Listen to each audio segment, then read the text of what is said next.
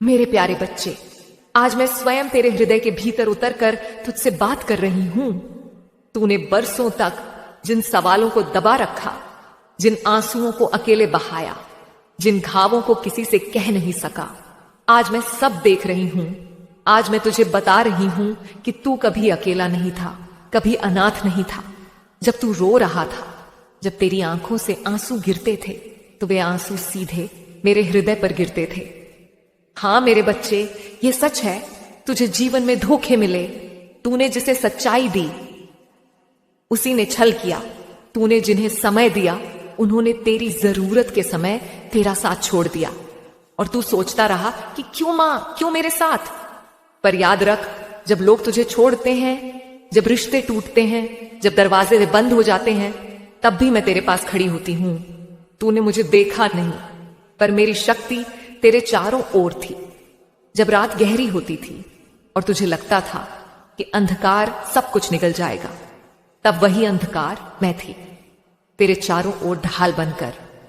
बेटा, दर्द तुझे कमजोर बनाने नहीं आता। दर्द तुझे यह सिखाने आता है कि असली शक्ति तेरे भीतर है।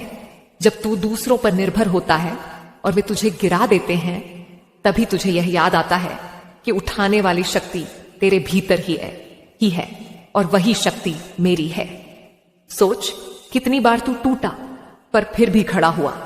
कितनी बार लगा कि अब और नहीं होगा, पर फिर भी तूने अगला कदम उठाया। वह सब तेरी ताकत नहीं थी, वह मैं थी। हर कदम पर मैंने तुझे संभाला। मेरे बच्चे, जीवन में संघर्ष तुझे रुलाने के लिए नहीं होते। संघर्ष तुझे घड़ने के लिए होते हैं, उधड़ने के लिए होते हैं।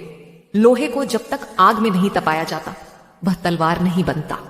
सोने को जब तक बार बार पिघलाया और ठोका नहीं जाता, वह गहना नहीं बनता। उसी तरह तू, तेरी आत्मा, तेरी शक्ति, तेरी सच्चाई, सभी को परखा गया। हां, तू थक चुका है, मैं जानती हूं। कभी कभी तुझे लगता है कि जैसे सारी दुनिया तुझसे आगे निकल गई और तू वहीं खड़ा है, पर यह भ्रम है, क्योंकि मैं तुझे रोक रही थी।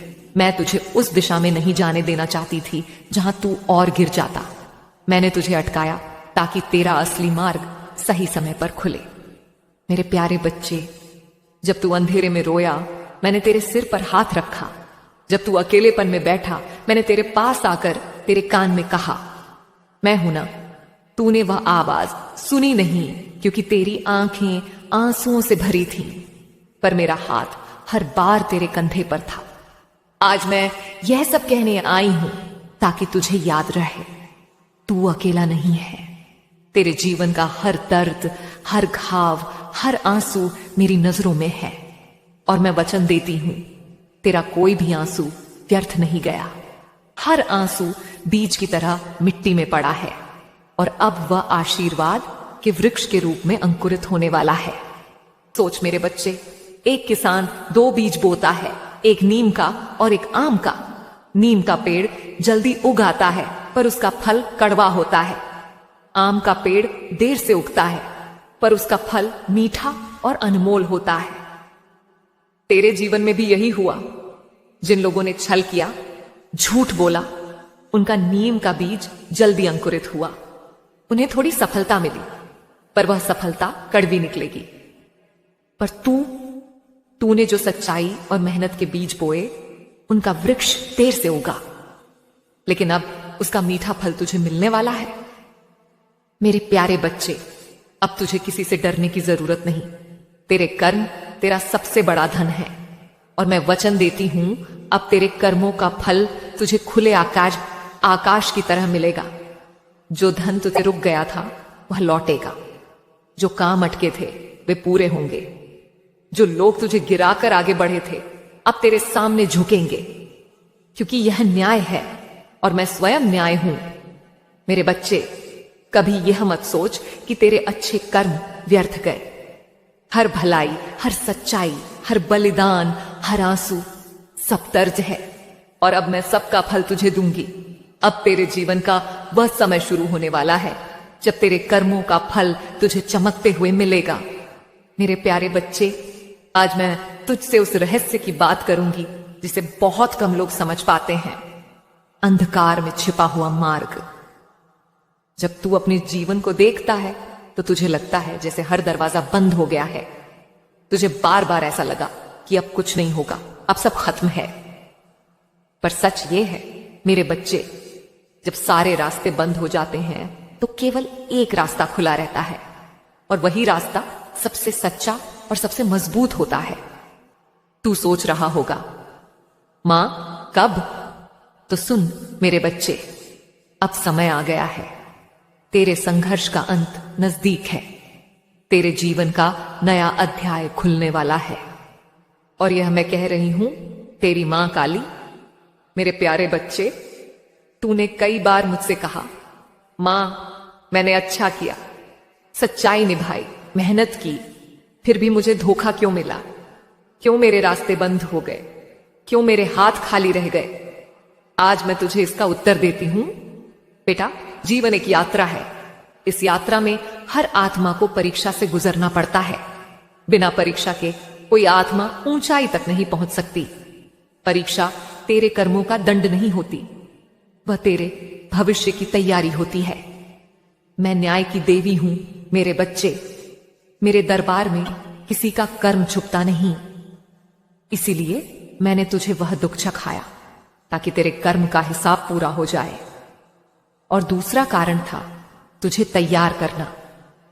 यदि कोई बच्चा हमेशा आसान रास्ते पर चले तो उसका शरीर और मन कमजोर हो जाएगा, लेकिन जब बच्चा पहाड़ चढ़ता है, मुश्किल रास्तों से गुजरता है, तभी उसकी सांसें मजबूत होती हैं, उसका मन कठोर बनता है।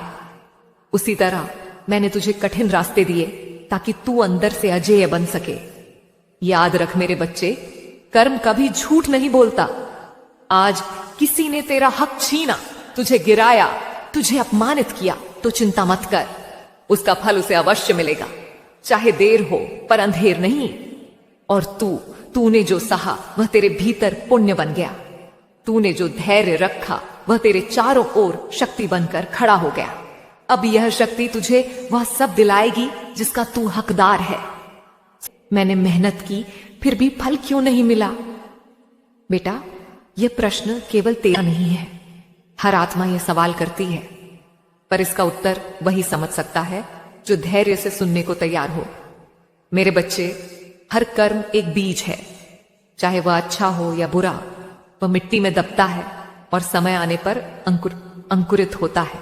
अगर तूने किसी की मदद की, किसी का भला किया, तो वह बीज भूमि में दब गया। समय आने पर वही बीज आशीर्वाद बनकर लौटेगा। अगर किसी ने तुझे धोखा दिया, तुझे कष्ट दिया, तो उसका भी बीज भूमि में गया, और समय आने पर उसे अपने कर्म का फल भुगतना ही पड़ेगा। पर ध्यान रख, फल तुरंत नहीं आता। बीज को वृक्ष बनने में समय लगता है। इसी तरह कर्म को भी परिणाम देने में समय लगता है। कुछ कर्म ऐसे होते हैं जिनका फल तुरंत मिलता है। जैसे अगर तूने अभी किसी को पानी दिया तो सामने वाले का आशीर्वाद तुरंत तुझे छू जाएगा। पर कुछ कर्म ऐसे होते हैं जिनका फल देर से मिलता है। जैसे खेत में बोया हुआ बीज आज बो तो कल पेड़ नहीं मिलेगा, वर्षों लगते हैं। इसीलिए मेरे बच्चे, जब तूने अच्छे कर्म किए और तुरंत फल नहीं मिला तो तू निराश हो गया। पर जान ले, तेरा कर्म कहीं खोया नहीं। मैंने उसे अपने हाथों में सुरक्षित रखा है, और अब वह फल तुझे लौटाने का समय आ गया है। अब तू यह भी पूछेगा, मां फिर दुख क्यों मिला? बेटा, दुख दो कारणों से आता है। पहला, तेरे पिछले कर्मों का फल। दूसरा, तेरी आत्मा को मजबूत बनाने के लिए। यदि पिछले जन्मों में या इस जीवन में कहीं तूने अनजाने में किसी को दुख दिया, किसी का हक छीना, किसी को धोखा दिया, तो उसका हिसाब भी चुकता होना ही था।